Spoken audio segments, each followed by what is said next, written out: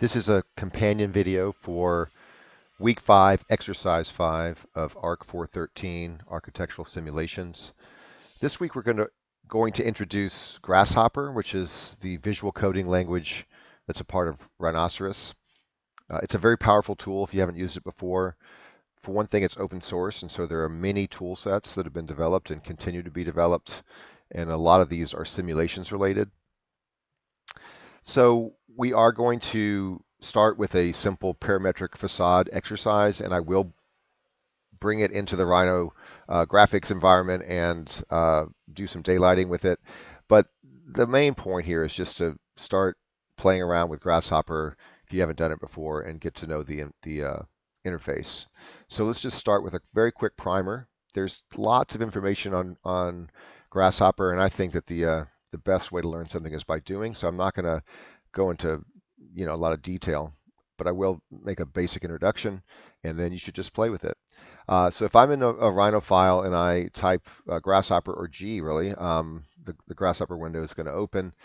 You don't need to do anything if you have Rhino 7 to install it because it's a component now of Rhinoceros. Um, One way of dealing with this is as a split screen. I know you guys have small laptops, so maybe you won't want to do it that way. But case in point, I would get a big desktop computer or some kind of screen to plug your laptop into. I'm not saying you need it for this class, but um, it should be your goal because we're architects and we need space to make our visions come true, right? Anyway, so here I am in the Grasshopper window. Let me just start by, let's see. Well, first of all, we have a bunch of tabs across the top here, right? And these are components that we can um, access, or their workflows that we can access. So for example, Honeybee um, and Ladybug are really nice set of tools for energy modeling and other daylighting, all the things that we're doing this semester in this class. So there's also, for example, um, this is a set of structural analysis tools. Some of these you have to pay for, others are, many are free. Um, so let's start by, here's a very basic workflow or way of accessing information. I just double clicked in the Grasshopper window and I'm going to type area. An area component comes up. What is it here? I used to play electric guitar, so I see these as effects boxes like digital delays or reverb. Basically, though, there's a chunk of code in here and we have inputs and outputs. So I'm going to come back to my Rhino window and I'll make a box.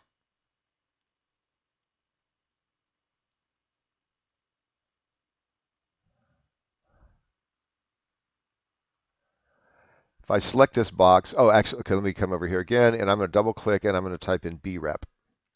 A brep is when I hover over this, it's a boundary representation. So we're basically just saying that we're going to identify some geometry. So in this case, it's this box. I right click on the brep, say set one brep, and now I can plug it into G as geometry here, and double click, type in panel, and I can get the output now. 1348. 1348 what? Well, if I come over here to my Rhino window, type in units, I'll see what units I'm in. Looks like I'm in feet. So that's a pretty big thing I just made. And it's just the surface area. Again, who cares? We're just trying to understand how this works. This basic interface. So what if I want to turn this from feet into meters? I can come up to my math tab, bring in times. And if I double click and say, actually, I'm just going to do an integer. So I'm going to come back over to the primary inputs, select this one, integer. I can right click on that and then actually set the number. So if I put 0.3, because basically a foot times 0.3 is a meter, plug that in. I can also, by the way, I can call this 0.3 so I know what it is. Now if I bring in my area and plug it into my panel. Oops, it's 0. Why is that true? Well, I don't know. I did something wrong here. Let me check this. Oh, I didn't set the integer. Going too fast. So let me commit the change.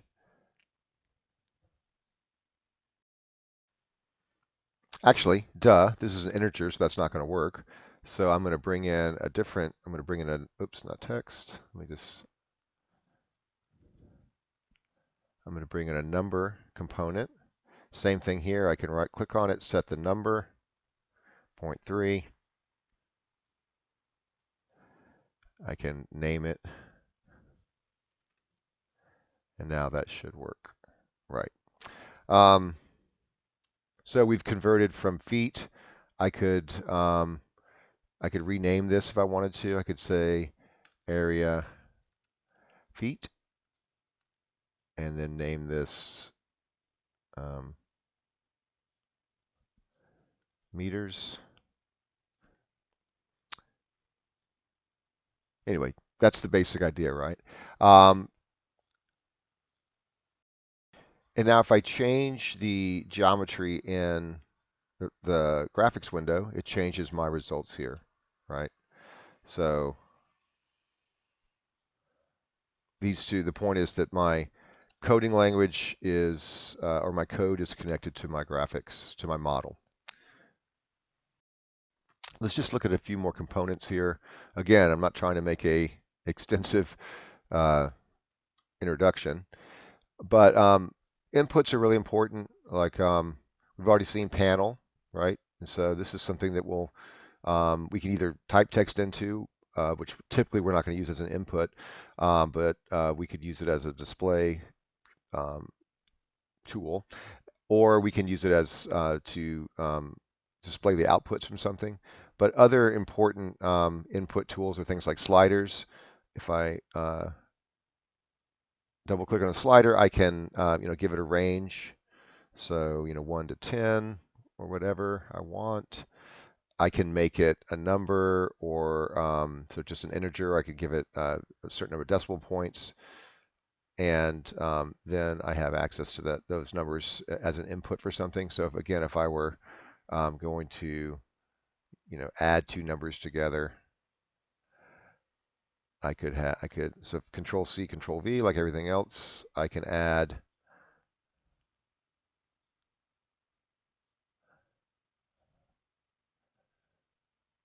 and create a instantaneous output.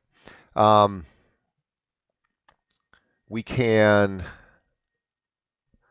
Let's just do one more thing, and then let's say I want to move this. So I've got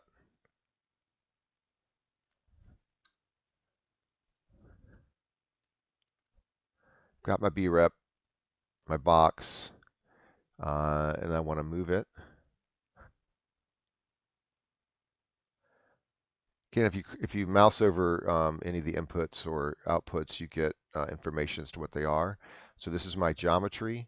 I want to move it. In this case, I'm going to need a vector. So I'm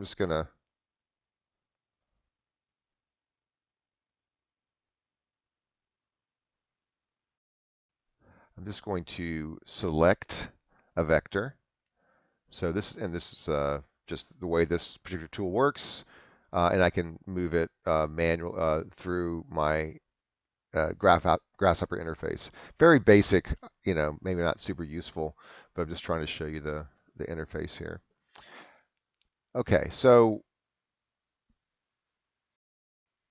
let's just jump into what we're doing today for our assignment. The first thing you have to do is download this set of tools called Lunchbox, and we're going to create some automated um, pair, uh, we're going to create parametric control over some facade surfaces. Um, so I'm in the Lunchbox tool set. I'm going to come to panels, and I'll just pull in a quad panel. Um, the way this works is I have to create. Actually, I could have done it there. Let me just create another box, or I'll bring them back. I think this is super huge too, right? So I don't know if it's really what we want to be. Well, I'll do it. So I'm going to use this surface here of this box. So, okay, I'm going to set my box on layer 5. And I'm going to just use this face right here to create a surface.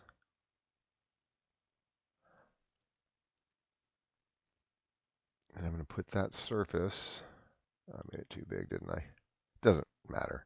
I'm going to put this surface onto layer 1. So let's see if that works. Yep.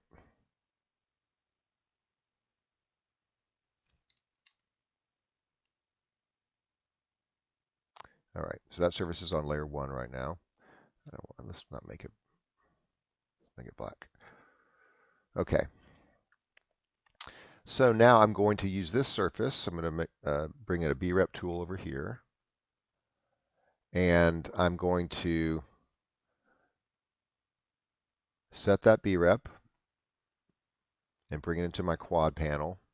Then I need to have sliders. So here's another little tip. If I double click to bring in a component and I say 1 less than 10, that's going to bring me a slider in that has the range of 1 to 10. So it's a quick way of doing that. And I'll just leave it as integers. So I'll put that into here and then Control C, Control V. You can also, if I select these, I can align them, keep this neat if I want. Okay, so now let's see what we get. If I start, we can see now that as I'm sliding this, I'm creating different patterns, right? So let's just pick that. Say we like it. I'm actually going to, this is the, by the way, so if I right click on my quads panel here, I can preview it or not. So right now, this is the B rep. So I'm going to turn off that B rep, right click, turn off the preview. So now I'm going to preview the model that we're making. Very simple, right? Okay, let's say, yeah, I like this. I'm gonna keep it. So if I right click on my component that is creating that pattern and I go to bake, it's got this egg icon. I love the icons in Rhino and Grasshopper. If I click on bake, basically it's saying I'm gonna permanently put this in Rhino. Or I'm gonna make it a geometry in Rhino. Right now it's just in Grasshopper. And so I'm gonna say, okay, I'll put this on my second layer and say okay. Now I'm going to I'm going to unpreview my quad here, turn on my layer 2, and there is, let me get that, change that color again. Here is my pattern, right? Okay, let's keep going. Let's try a different one. Let's see, there's a random one. Let's do the random, it's kind of more fun. I'm going to bring the same B-rep in. I'll make copies of these. Now, of course, we could change any of this stuff as much as we wanted to. Let's just go ahead and line all these up, though. Not a bad idea to keep things neat. Okay, now I'm going to, by the way, I can click on that wire and bring in one of these little tabs so I can organize this however I want to. And now I'm going to hook all these up. What's this third input here? So we've got, the U-axis, the V-axis, and then this is just a seed value for randomization. So let's see what that does. And then I have to, this is previewed. Make sure there's no other previews on. Yeah, okay. So and I want to turn off my layer in Rhino. So now this is a sort of much more interesting little exercise here.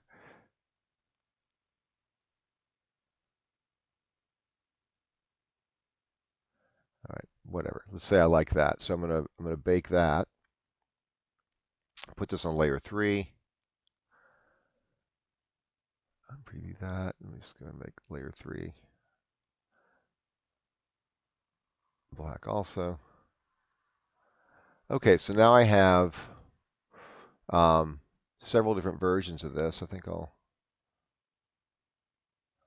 move this down. Oops.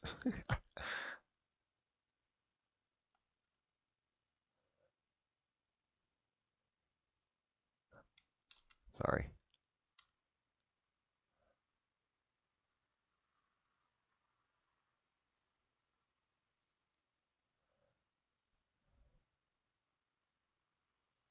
I see I wasn't selecting the whole thing.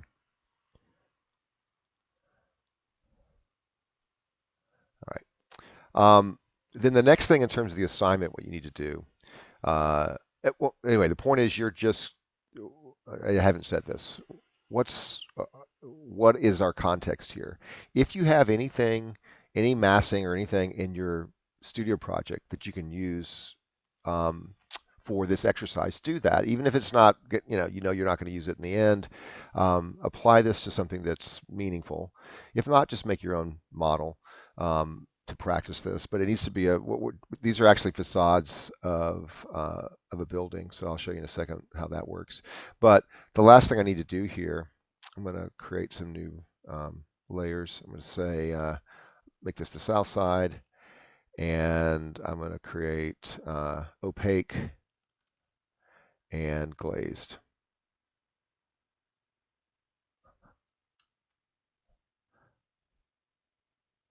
And so I'm just going to come in and select some different, I don't know, whatever I want to be. I'm going to make these 3 glazed.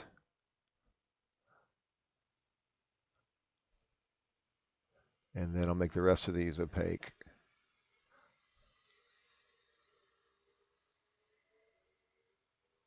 Then I'm going to make my glaze layer something that can be transparent. All right, and now I have, a facade that I could use. Let me just turn this back on. In a building. And the way this works too, now these are actually, since these are baked, I can copy this and I could paste it into another file. This is actual geometry that we can use, but we cannot adjust it now with this tool. So right, if we're going to do something else with one of these, which we can do, then we're just making a new version, and we could bake it and bring it into, make it permanent in Rhino. Okay, so let's see what we can do with this. This is the version of the model we've been working with so far this semester. It's 125 by 125 square foot medium office building. That's what we've been calling it.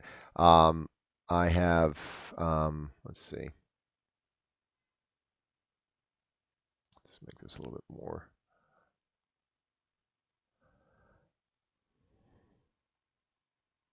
Oh, I see, I haven't made this small yet.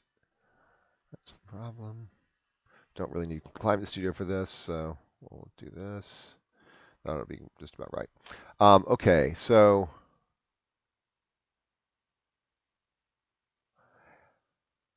and I have 3 floors here, so if I turn off any of these simulations,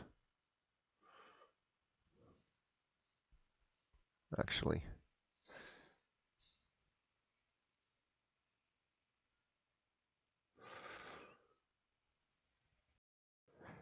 and so I created 3 floors basically, and I'm seeing you could see each of these as a floor, and so I divided my simulation into 3 components, each for a different floor.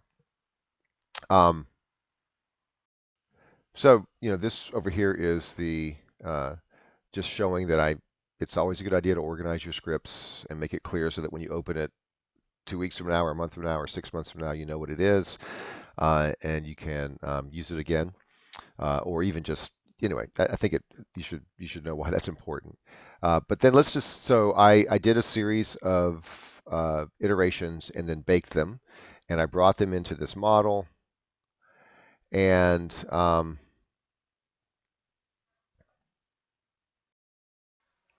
let's see. sort of what we could do with even this simple parametric study that we just did.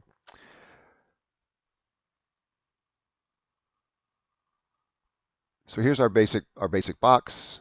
There's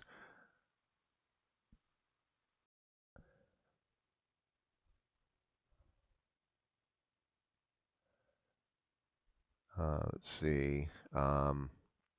Here's a couple of variations that were chosen.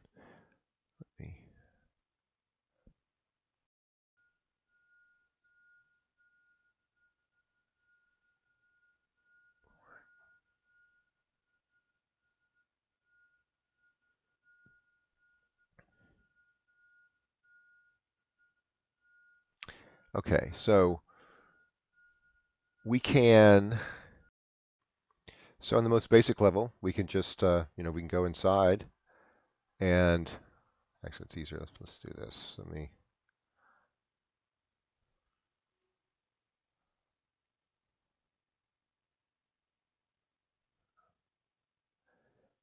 We can get a feel for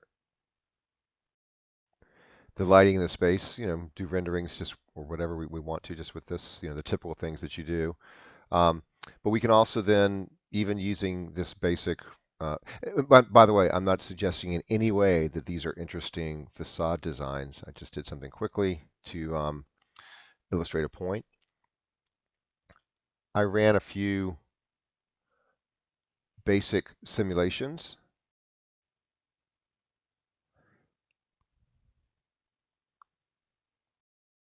So this is the daylight availability. Uh, and, there's some things we can play around with here. One thing that's interesting, if you go to the specific day setting instead of the annual setting, this, the annual setting showing us that we have, this much overlit um, space, but we're not right now doing a full design where we can really do daylighting in its entirety, but we can get some ideas. For example, if I go to specific day and move through it, I can see the pattern that I've created moving across the floor. So I could simulate if I'm trying to get some, let's say this is a public space and I want to have some interesting effect with daylighting through certain glazing, like the Oculus down at the World Trade Center. Um, I can simulate that very simply here. I can do that also with lux settings, and if I change these, uh, the range down here, the color range, I can get an interesting set of patterns that can give me ideas as to what would be the space would feel like from a daylighting standpoint. Um, I can also look at different variations that I tried. That I was just showing you right now, the south side. So let me turn that off. No, actually, I want to turn this on, turn that on. And on the east side, turn this off. Okay, so these options are on the east side. So I can compare these. And again, remember this, what I'm seeing in the graphics window is just to help me understand what I'm seeing in the model. I can switch back and forth between these two without changing my graphic window. But so this is option one. And let's say I'm picking a certain day to move through. I can experience it. And this is option two, um, doing the same thing. Could also do that with the overlight setting, um, annual solar exposure setting. And at any time, then too, I can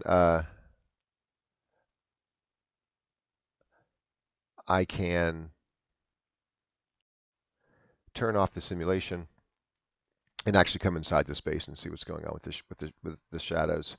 And I can, of course, move those, right?